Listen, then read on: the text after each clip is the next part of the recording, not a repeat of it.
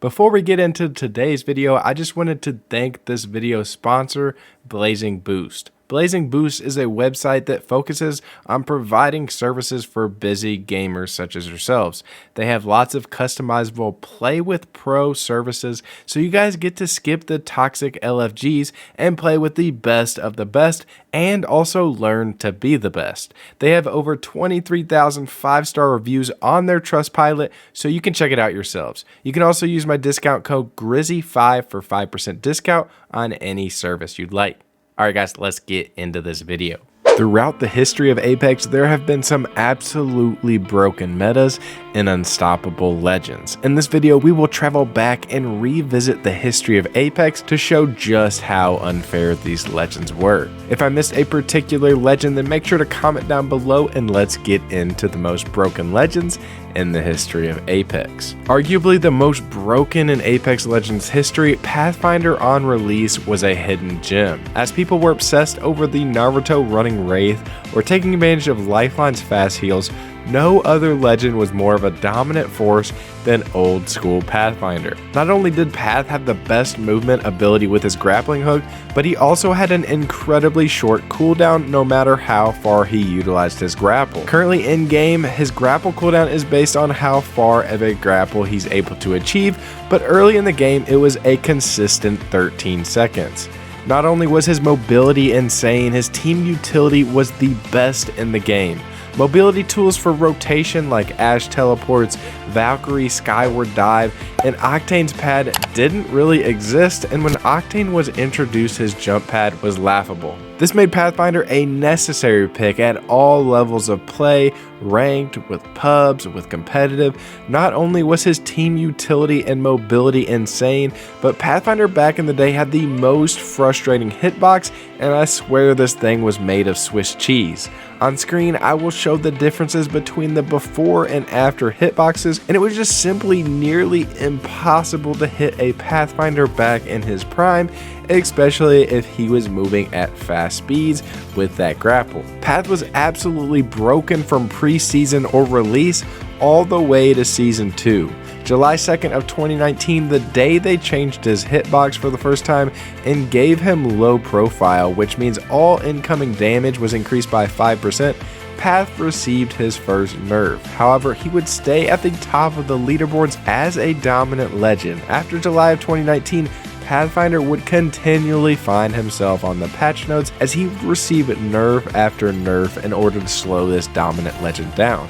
Pathfinder was no longer a broken legend as of Season 5 with May 2020 when they put the nail in the coffin with the heavy hit to his grapple cooldown from 15 to 35 seconds. Throughout the time span of Season 2 to Season 5, they also increased his hitbox size massively, reduced the grapple velocity, and added the low profile perk that caused Path to take 5% increased damage, and limb damage received counted as full body damage. With these nerfs, Pathfinder became one of the largest legends in the game with one of the longest tactical cooldowns, and on top of that, he also took increased damage.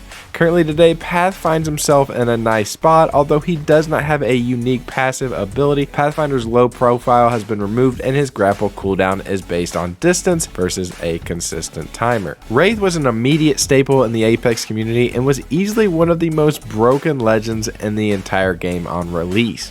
Keep in mind again, low profile did not exist when the game was originally released, and Wraith had the smallest hitbox in the entire game.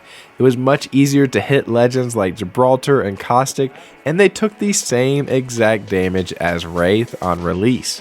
If that wasn't enough, Wraith had the famous Naruto-inspired running animation, which lowered her head and body positioning to where she was even more difficult to hit and to land a headshot while she was running. If her hitbox wasn't enough of an issue, Wraith also had the most broken ability in the game, Into the Void, because it allowed Wraith to immediately at the click of a button be invulnerable and to not take any damage. The cooldown was also pretty short, only 20 seconds. She also had an insane rotation potential, and her utility since her portal was able to travel over 100 meters, which currently it is only around 75 meters. That was just absolutely insane and busted. On July 2nd of 2019, the start of Season 2, Wraith received her first significant nerf, low profile. Like Pathfinder, she would be on the receiving end of several consistent nerfs to try and knock down her viability. For Season 3, Wraith did not receive a bonus speed when she's using Into the Void and with also pairing it with her portal. Also, the cooldown for her tactical was increased to 35 seconds. And Season 5, Fortune's Favor, they really slowed down Wraith's broken status, where it now takes 1.25 seconds to enable Into the Void, and movement is slowed down for that 1.25 seconds. Also, while in the Void, Wraith does get a 30% speed boost, and also they increase the duration while they're in the Void from 3 to 4 seconds. Wraith still finds herself as a very useful legend at this point in the current game. Even with nerfing all of her abilities, even that Naruto run was patched for her to be more upright like other legends in Season 6. Now moving on from Wraith, we have another legend that was completely different on release than in the current game state, and that legend is Lifeline. Lifeline arguably had one of the best passives in the entire game on release, where she was able to consume all healing items 25% faster. I would say that Lifeline was at her absolute best from the release of the game leading up to the addition of low profile. Since Lifeline was one of the smallest legends in the game, she was very difficult to hit, and she was also vital to team's composition because loot was much more difficult to come across. Without legends like Lobo or the addition of vaults, loot drones, Evo armors, it was extremely difficult to actually find good loot, and a purple armor was actually huge. Lifeline's care package early on was absolutely critical to a well-looted team. Lastly, Lifeline had a shield while she was reviving a teammate, and she could actually use this to her advantage mid-fight. She could use a down teammate as free cover by holding the revive button and then cancel the revive and shoot.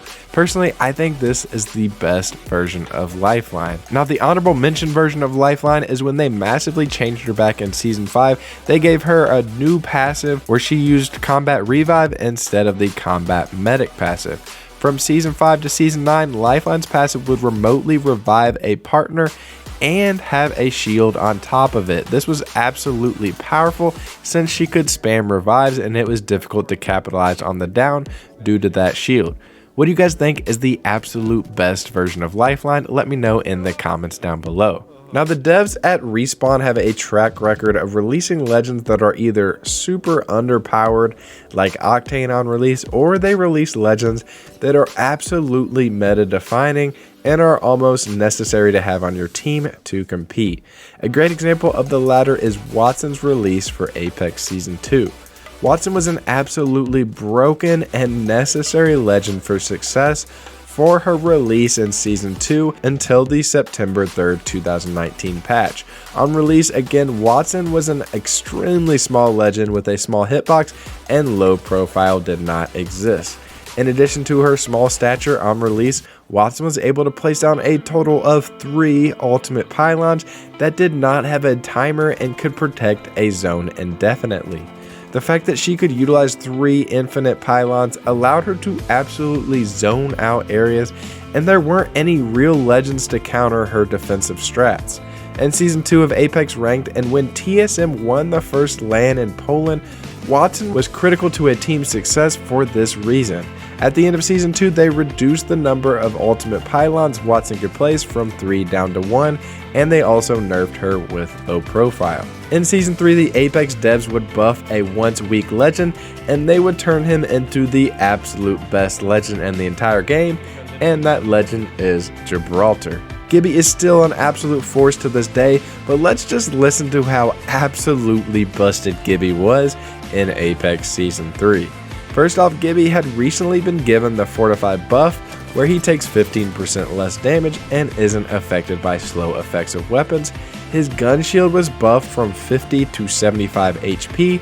The gun shield could deflect arc stars, and on Season 3 release, they allowed his dome of protection to improve all players' healing items 25% faster. They also increased the bubble throw distance and increased the cooldown from 20 to 30 seconds, and Gibby could also fast revive in that same bubble. They also buffed his defensive bombardment by dropping the cooldown from 4.5 minutes to 3 minutes and increased his throw distance by 36%.